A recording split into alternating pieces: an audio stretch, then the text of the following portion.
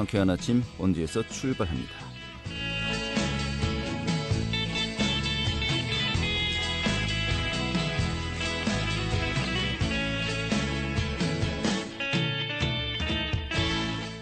안녕하십니까. 6월 1일 화요일 아침에 인사드리겠습니다. 상쾌한 아침 원주에서 출발합니다. 진행이 한태호입니다. 자, 오늘 아침에 구름이 조금 껴있습니다만 낮 동안은 구름이 걷히면서요. 또 여름의 시작을 알리는 6월이죠. 낮 동안 기온이 또 크게 오를 것으로 보입니다. 한낮 기온이 26도까지 오르겠는데요. 또 이렇게 낮 기온이 높아지면서 오존 농도가 짙어지는 지역도 많겠다고 합니다. 유의하셔야겠습니다.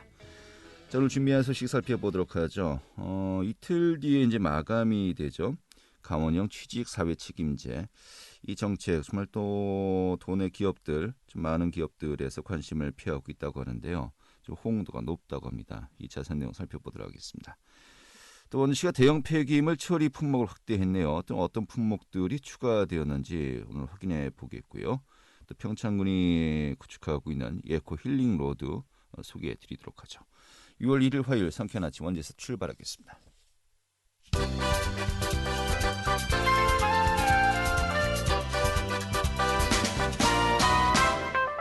오늘의 주요 뉴스입니다. 이 도내 코로나19 백신 접종의 속도가 붙고 있습니다. 도는 접종 최고 예약률이 81.5%에 달하고 또 예약률이 절반에도 미치지 못했던 2주 전과 비교해서 큰 폭으로 올랐다고 밝혔습니다.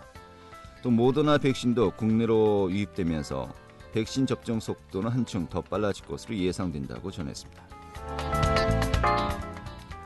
횡성군의 농막 설치 규정이 앞으로 가설 건축물 용도대로 엄격하게 다뤄질 전망입니다. 횡성군은 최근에 명확한 농막 설치 면적이 적시되지 않아서 현행 건축 조례 개정안을 입법 예고하고 의견 수렴 절차를 밟고 있다고 밝혔습니다. 이에 따라서 군은 농막을 당초 의도대로 사용하려는 농촌 주민들의 민원을 크게 줄일 수 있을 것이라고 전했습니다. 주택 임대차 신고제가 오늘부터 강원도 내 7개 시 지역에서 전격 시행됩니다. 이에 따라서 오늘부터 체결되는 보증금 6천만 원 초과 또는 월세 30만 원 초과의 주택 임대차 계약은 주민센터를 방문하거나 온라인 사이트를 이용해서 반드시 신고해야 합니다. 오늘의 주요 뉴스였습니다.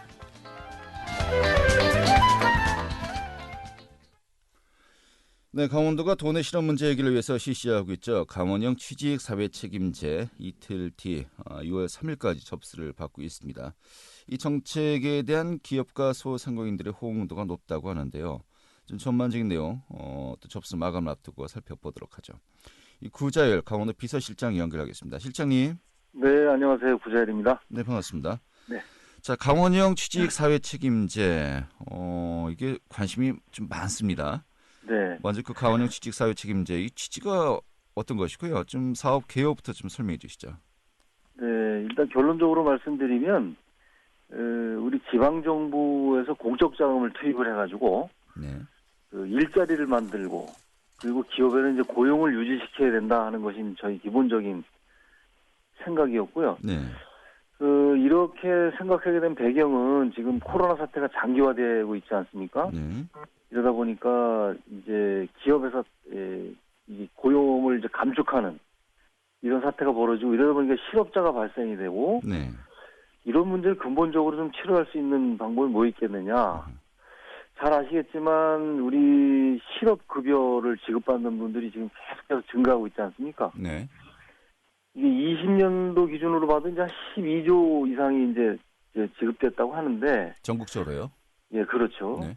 그런데 이 근본적인 문제가 해결이 안 되고 있다. 그리고 네. 두 번째는 코로나 사태로 인해서 중앙정부든 지방정부든 재난지원금 형태로 지급하고 있는데 전 국민으로 지급한 것도 있고 그리고 뭐 소상공인으로 저희 도 같은 경우에는 소상공인을 중심으로 지급한 적이 있는데 이게 근본적인 대책이 될 수 없겠다는 게 저희의 판단이었습니다. 네.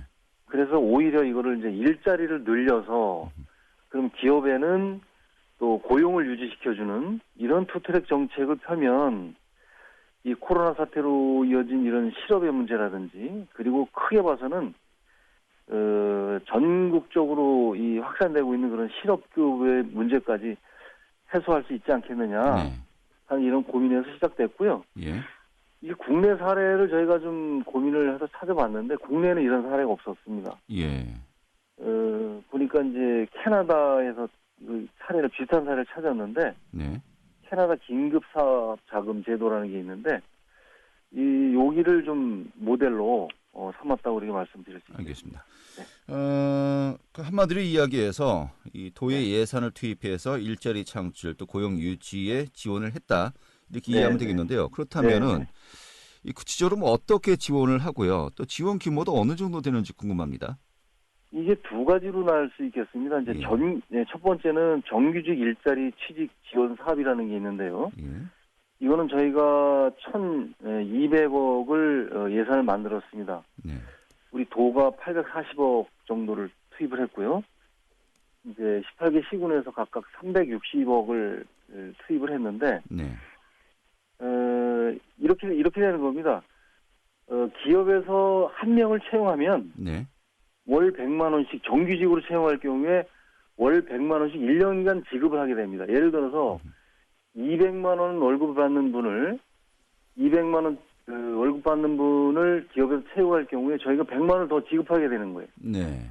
그러면 이 근로자는 300만 원을 받는 효과가 있겠죠. 예. 그래서 그런 게 첫 번째 있고요. 두 번째는 고용창출 유지 자금이라고 해가지고 일명 이제 333 자금이라고 합니다. 네. 정규직 한 명을 채용을 할 때 우리가 그 기업에 3천만 원을 융자 지원합니다. 네. 이분을 3년간 고용을 유지를 하게 되면 나중에 30% 그러니까 30%를 저희가 차감을 해주는 거죠. 네. 예를 들어서 1,000만 원을 지급했다고 하면 300만 원을 다시 돌려주는 거예요. 그 기업에. 그러니까 3천만 원 주니까 이제 1,000만 원 정도가 지원된다. 1,000만 원 정도. 예, 예. 그렇게 되겠죠. 예. 예. 그렇게 됩니다.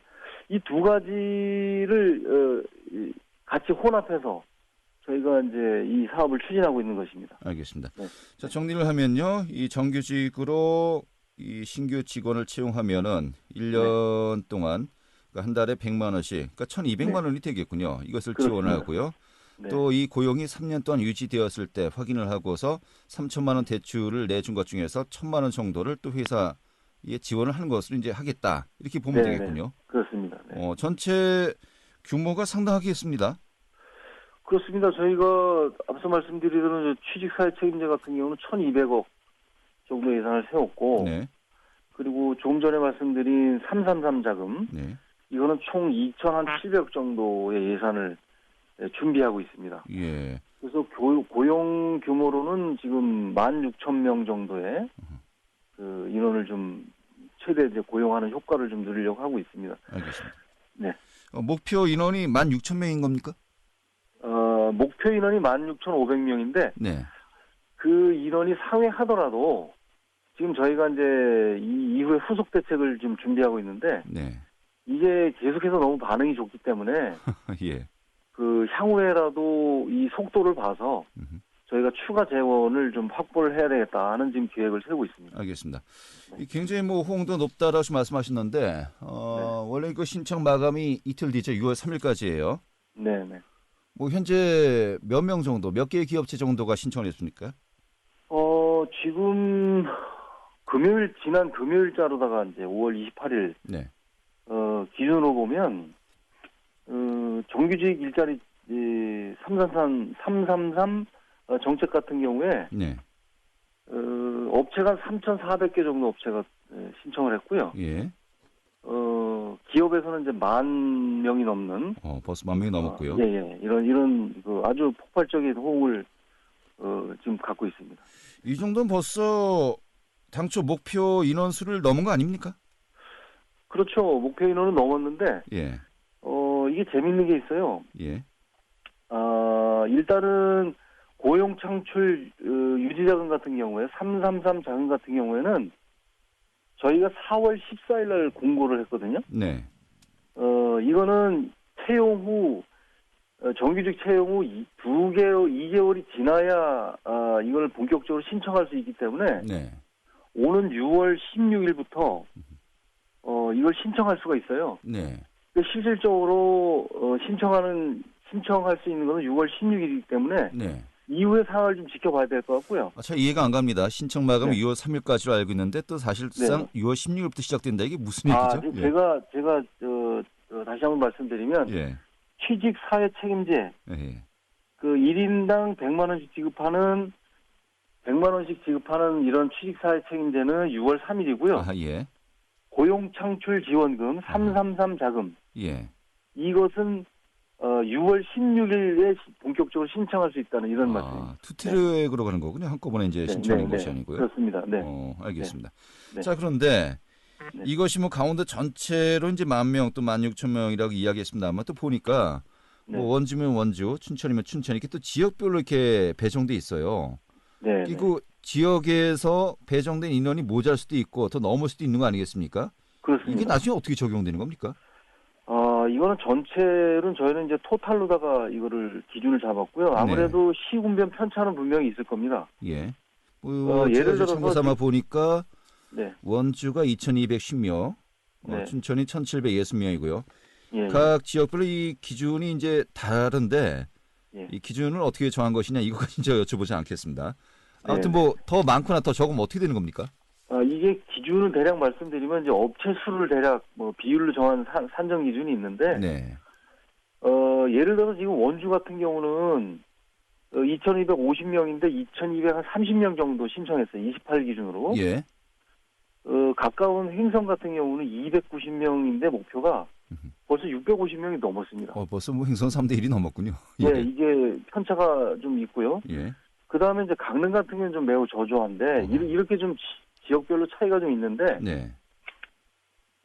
예를 들어서 모자란 지역, 그러니까 신청이 안 된 지역의 숫자가 있지 않습니까? 네. 이런 것을 예를 들어서 오바된 지역으로 다시 이렇게 넘겨주는. 예.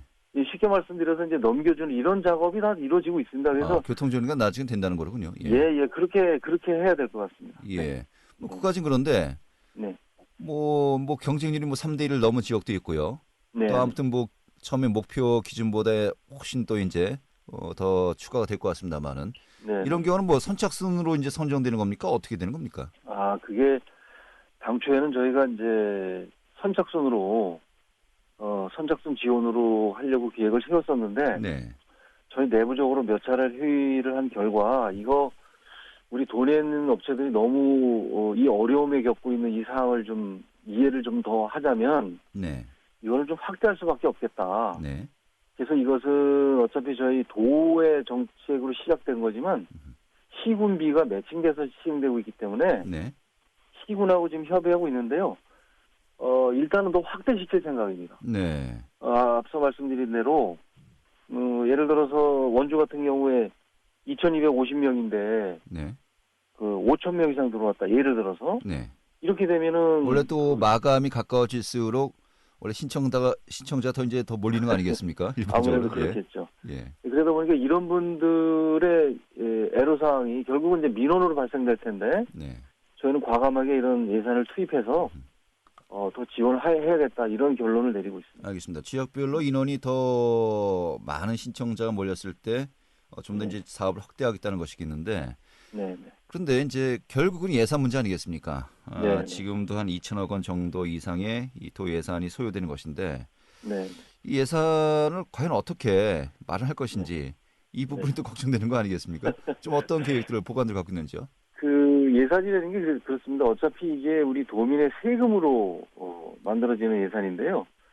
지금 가장 어려움을 겪고 있는 분들이 지금 일자리 잃은 분들, 네. 이런 분들도 있고 또 한 분류는 기업인들이죠. 지금 뭐 영업 실적이 좀 저조해서 계속해서 어려움을 겪고 있는 이런 분들에게 우리가 도민이 거둔 세금을 네. 도민이 낸 세금을 그분들에게 지원한다는 것은 어느 누구도 비판할 수 없겠다 네. 하는 것이 이제 저희 생각이기 때문에 네. 우리 정책을 만들고 집행하는 이런 사람들 입장에서는 이런 쪽에 오히려 과감하게 투자를 하는 것이 네.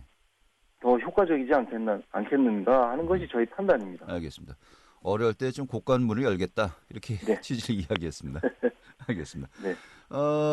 보니까 6월 3일까지 전체 최종 신청 기업 또 신청자 네. 수가 어느 정도 되는지 궁금하기도 하고요. 네. 또 향후에 각 지역별로 또 편차 있을 때 예산을 좀 더 이제 중대하겠다고 했으니까요. 그런 네. 계획까지 포함해서 다음에 한번 또 저희가 다시 한번 좀 이야기 듣고요. 또 실무 현장에서 어떻게 네. 적용되는지 한번 들어봐야 되겠는데요. 다음에 네. 다시 한번 연결하도록 하죠. 오늘 이렇게 정리하겠습니다. 네, 고맙습니다. 네, 고맙습니다. 예, 구절 강원도 비서실장이었습니다.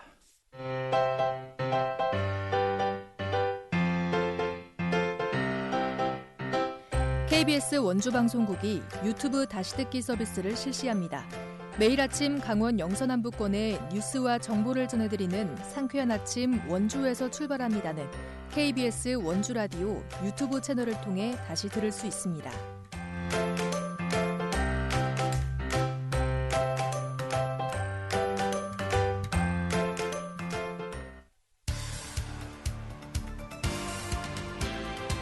알찬 정보, 생생한 현장의 소식을 전해드립니다. 리포터 현장. 네, 원주시가 대형 폐기물의 수거 품목을 확대했다고 합니다. 좀 생활에 불편함이 있었던 것이 어느 정도 좀 해소될 것으로 보이는데요. 좀 어떻게 바뀌었는지 오늘 또 전해드리도록 하겠습니다. 김한 리포터가 취재해 왔습니다. 어서 오시죠. 네, 안녕하세요. 예. 자, 그 대형 폐기물 수거 품목이 좀 더 확대되었다는 것인데, 그 전에 이 확대되기 전에 좀 어떤 불편함이 있었는지 먼저 이것부터 살펴볼까요? 네, 이번에 대형 폐기물 품목 확대를 하기 이전에는요, 대형 폐기물에 대한 조례가 2013년 이후로 전혀 개정이 되지 않았었다고 합니다. 네. 오랫동안 개정이 되지 않았기 때문에 그동안 폐기물 수집에 어려웠던 부분이 있었는데요. 일단 품목이 많이 없었고요. 품목이 없으면 그 규격과 비슷한 품목에 해당하는 수수료를 내고 처리를 해왔습니다. 한 품목에 대한 수수료가 애매하거나 적게 되면 수거를 해가지 않는 경우도 있었고요. 2개를 신청해서 수수료를 채워서 폐기물을 처리하는 경우가 많이 있었다고 합니다. 이런 부분들에 대해서 불편이 많았기 때문에 항목을 추가하고 개정을 하게 되었는데요. 이용하던 시민들의 어떤 어려움이 있었는지 들어보도록 하겠습니다. 네. 항목이 없는 폐기물들은 폐기하기가 난감했던 적 있어요. 추가 비용 더 내야 한다고 전화 와서 냈던 적 있어요. 큰 돈은 아닌데 크기가 애매한 것도 있어서 돈을 조금 더 낸 적도 있었어요. 저는 그냥 인터넷으로 찾아봐서 대충 했었었는데 부모님들은 인터넷으로 신청하시는 거를 생각보다 어려워 하시더라고요. 대형 폐기물을 신고를 해도 못 버리는 물건들은 어떻게 해야 될지 잘 모르겠고 어디다 버려야 되는지도 잘 모르겠고 또 혼자 사는 사람들은 이제 치우는데도 어려움이 있으니까 이런 배출이 힘든 것 같습니다. 네, 이 대형 폐기물 수거 품목 좀 어떻게 확대된 거죠? 네, 지난 5월 28일부터 원주시가 대형 폐기물 처리 품목을 확대한다고 밝혔습니다. 원주시는 폐기물 관리의 조례를 개정해서 안마의자나 돌침대 등 22종의 대형 폐기물에 대한 수거와 처리 근거를 만든 것인데요. 이번에 개정한 조례는 2013년도에 개정된 이후로 한 번도 개정이 이루어지지 않았던 부분에 대해서 개정을 한 것이라고 합니다. 이번에 새로 추가가 된 폐기물로는 안마의자, 옥매트, 돌침대, 돌식탁, 소화기, 액자, 태양광 패널 등이 있는데요. 생활 방식의 변화와 인구 증가를 고려해서 대형 폐기물의 신규 품목이 추가된 것이라고 볼 수 있겠습니다. 추가적인 이야기 원주시 생활자원과 자원순환팀 전정용 팀장에게 듣겠습니다. 이번에 저희가 이제 조례 개정을 통해서 기존에 이제 49개 품목에서 13개가 늘어난 62개 품목을 확대 시행하고 있고요. 이제 규격은 96개에서 22개가 늘어난 118개로 확대 진행하고 있습니다. 기준은 말씀드리면 저희가 이제 2013년 4월 19일자 개정 이후에 한 번도 이게 품목을 개정한 적이 없었어요. 그래서 그 전에 있던 품목들이 없는 대형 폐기물들은 품목과 규격이 비슷하면 그 합당한 이제 금액을 저희가 이제 수수료를 받고 해서 약간의 어떤 그 맞지 않는 부분들이 있어서 이번에 대폭적으로 품목을 집어넣습니다. 그러니까 적당하게 이제 찾아서 맞췄던 사례인데 이게 다 담을 수가 없어요. 그렇죠. 폐기물 수수료에. 그래서 기존에 이제 없었던 부분들은 규격과 크기가 사이즈가 비슷하면 거기에 이제 맞춰서 진행했던 사례입니다. 네. 저는 아직까지 이 품목들을 버린 적은 없습니다만은 안마의자, 옥매트, 돌침대, 돌식탁 태양광 폐패널. 이거 정말 많이들 고민을 하셨을 것 같은데요. 어떻게 좀 처리할지요? 그러면 기존에 이런 폐기물들을 기존에는 어떻게 처리했었습니까? 이거 원주시에 이제 그 신청을 해서 처리하는 방법 말고는요. 네. 폐기물 업체나 철거 업체에 직접 신청을 해서 처리하는 방법이 있었습니다. 그런데 이게 비용이 굉장히 많이 든다고 합니다. 폐기물은 저렴한 품목과 비싼 품목으로 나뉘게 되는데요. 저렴한 품목들은 콘크리트나 가구재, 의자, 침대 이런 것들이 있고요. 비싼 폐기물로는 데코 타일이나 마루, 석고보드처럼 여러 가지 품목이 섞여 있는 혼합 폐기물들이 있었습니다. 쉽게 생각하면 분류를 하는데 인건비가 들어가는 품목이 비싼 폐기물로 분류가 되었었던 것입니다. 업체들은 단품이라고 해도 혼합 폐기물로 기준을 잡고 인건비까지 들어가기 때문에 비용 청구가 많이 될 수밖에 없습니다. 또 엘리베이터가 없는 상황이라면 더더욱 비용이 올라가게 되겠죠. 비용적인 면에 있어서도 그렇고요. 신청 방법도 많이 간소화됐기 때문에 1톤 트럭을 개인 소유하고 계신 것이 아니라면 원주시 생활자원과를 통해서 대형 폐기물을 처리하시는 게 가장 합리적이고 저렴합니다. 알겠습니다. 이 폐기물 배출 지금 신청 방법이 어떤지 또 주의사항은 어떤 것들이 있는지 또 오늘 마지막으로 알려주시면서 정리하도록 하죠. 네, 먼저 홈페이지나 모바일로 원주시 대형 폐기물 예약 시스템에 접속하셔서 신청하기를 클릭하시고 이름과 연락처 그리고 배출 장소를 입력하시면 되는데요. 수거는 신청을 하시고 수거 번호가 쓰여있는 종이를 인쇄해서 폐기물에 붙이거나 해당 번호를 폐기물에 써놓으시면 됩니다. 어르신들 같은 경우에는 인터넷으로 예약 신청을 하기가 쉽지 않으실 텐데요. 원주시 생활자원과로 전화하시면 대행으로 신청을 해준다고 하니까요. 너무 어렵게 생각하지 않으셔도 될 것 같습니다. 네, 알겠습니다. 원주시 대표 번호로 전화하셔서 생활자원과 폐기물 관련해서 문의한다고 하면 다 또 연결해 주니까요. 크게 어렵게 생각하지 않으셔도 될 것 같습니다. 자, 오늘 이렇게 정리 아주 잘 들었습니다. 네, 감사합니다. 네, 김한 리포터였습니다.